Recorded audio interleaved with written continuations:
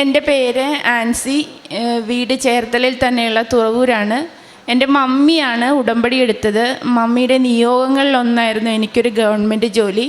ഞാനൊരു നേഴ്സാണ്. 2014 സാഹചര്യങ്ങൾ കൊണ്ട് എനിക്ക് റിസൈൻ ചെയ്യേണ്ടി വന്നു. അതിനുശേഷം ഞാൻ ജോലിക്ക് കയറാൻ ശ്രമിച്ചെങ്കിലും ഓരോരോ തടസ്സങ്ങളായിരുന്നു എനിക്ക്. അങ്ങനെ ഒരുപാട് ഗ്യാപ്പായി.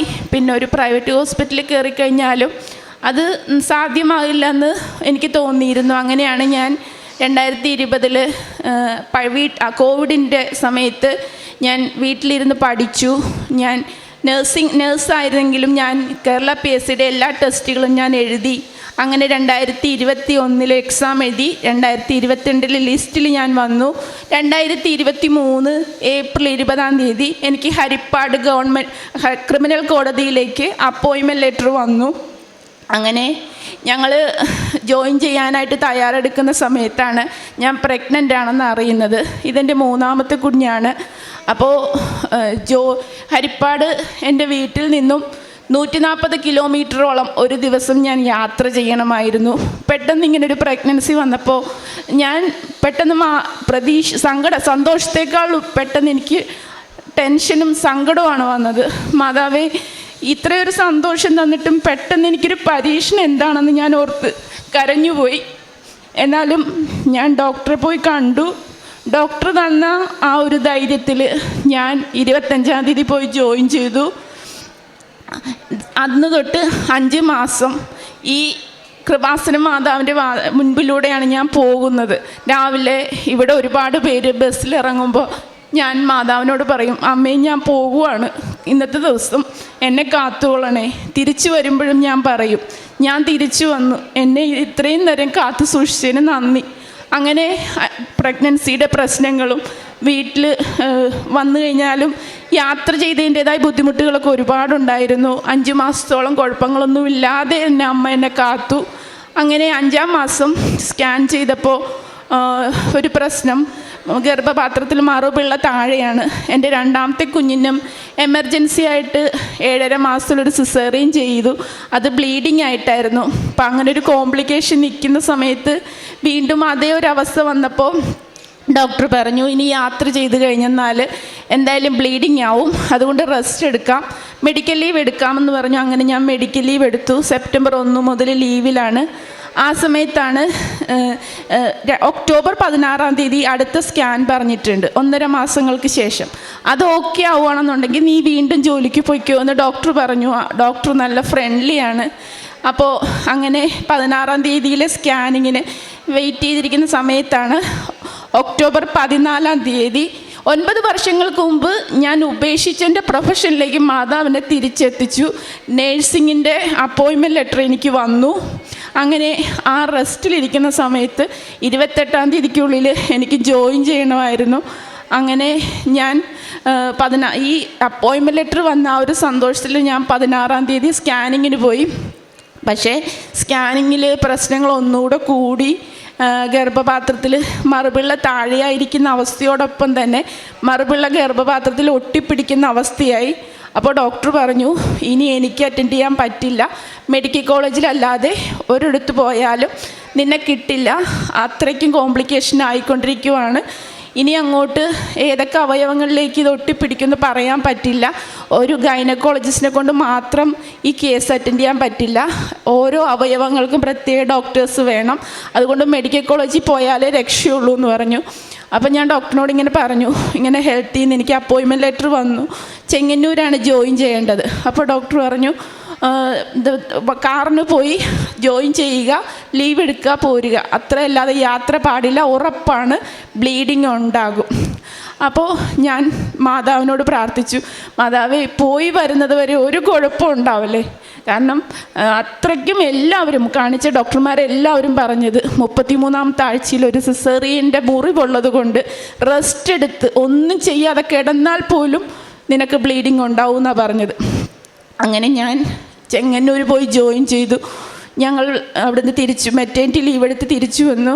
31-ാം തീയതിയാണ് ഡോക്ടറെ അടുത്ത് പോയത്. അപ്പോൾ ആ പോകുന്ന സമയത്ത് മമ്മിയുടെ ഉടമ്പടി കാശുരൂപം ഞാൻ ഒരു പിന്നിൽ കുത്തി എൻ്റെ യൂസ് ചെയ്യുന്ന ഉടുപ്പ് ഏത് ഉടുപ്പിട്ടാലും അതിൻ്റെ അകത്തുകൂടെ എൻ്റെ വയറിൽ തൊടുന്ന വിധത്തിൽ ഞാൻ ആ കാശ് രൂപ എപ്പോഴും കൊണ്ടു നടന്നിരുന്നു. ആ ഒരു സംരക്ഷണം സിസേറിയൻ ടേബിളിലേക്ക് കയറുന്നത് വരെയും ഉണ്ടായിരുന്നു.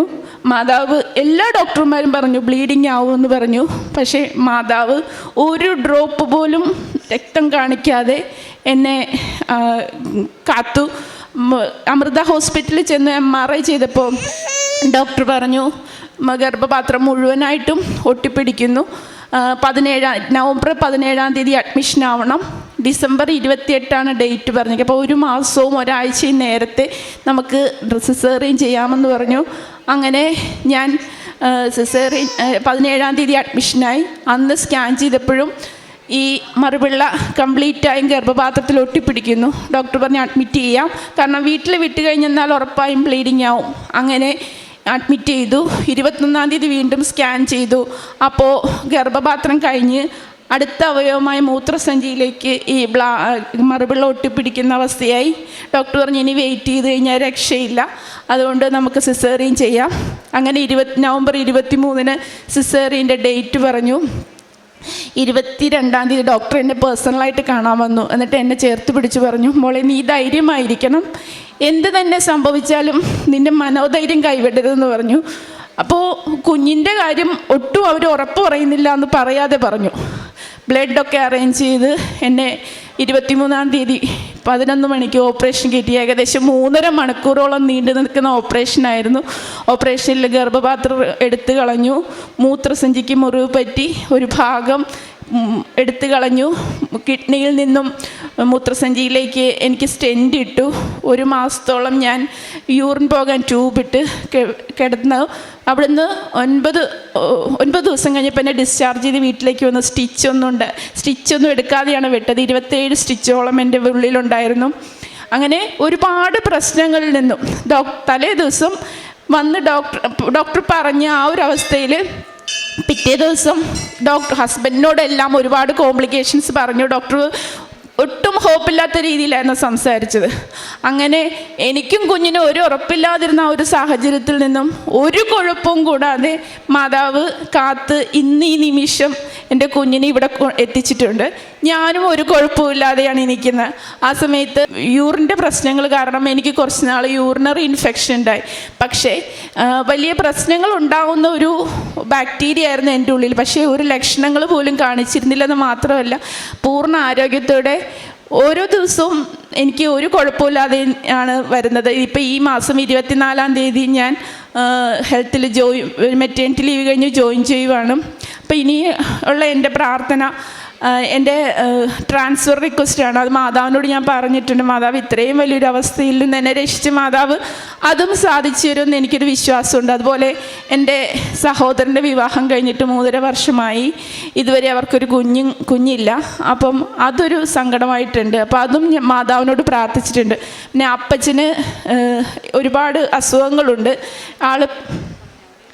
അവന് ഒരുപാട് അസുഖങ്ങളൊക്കെ ഉണ്ട്. അപ്പം ഈ നേർച്ച വസ്തുക്കൾ ഉപയോഗിച്ച് എപ്പോഴും മമ്മി ഉടമ്പടി തൈലം നെറ്റിയിൽ പുരട്ടി കൊടുത്തുകൊണ്ടാണ് അപ്പച്ചൻ പോകുന്നത്. അപ്പം 67 വയസ്സുണ്ട്. ആളിപ്പോഴും ജോലിക്ക് പോകുന്നുണ്ട്, ഒരു കുഴപ്പവുമില്ല.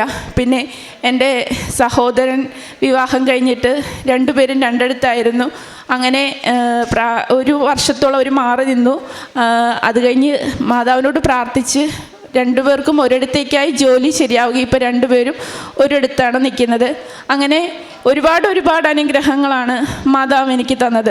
ഏറ്റവും കൂടുതലായിട്ട് പറയുന്നത് എൻ്റെയും ഈ കുഞ്ഞിൻ്റെയും കാര്യമാണ്. മാതാവ് തൊട്ടനുഗ്രഹിച്ച ഒരു നിമിഷം എന്ന് തന്നെ പറയാം. കൈവെള്ളയിൽ കൊണ്ട് നടക്കുകയായിരുന്നു. അതാണ് എനിക്ക് ഏറ്റവും കൂടുതലായിട്ടും എടുത്തു പറയാനുള്ളത്.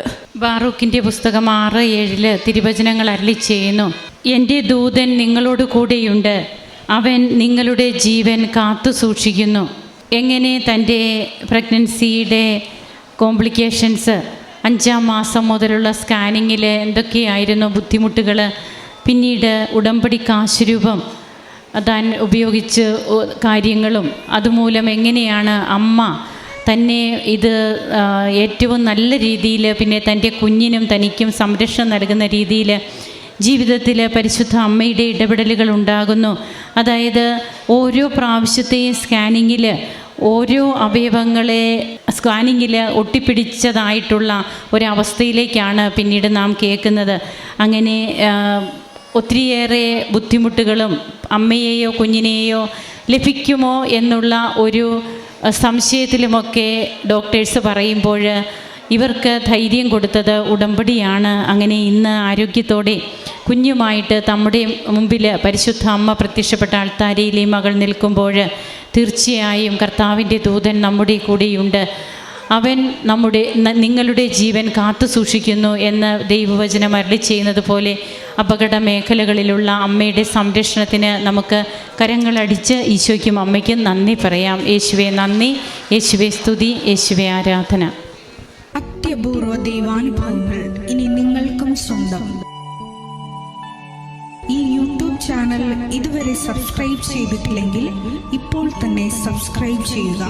ഈ വീഡിയോ ഇപ്പോൾ തന്നെ നിങ്ങളുടെ സുഹൃത്തുക്കൾക്ക് ഷെയർ ചെയ്തുകൊണ്ട് കർത്താവിൻ്റെ പ്രേക്ഷിതരാകുക.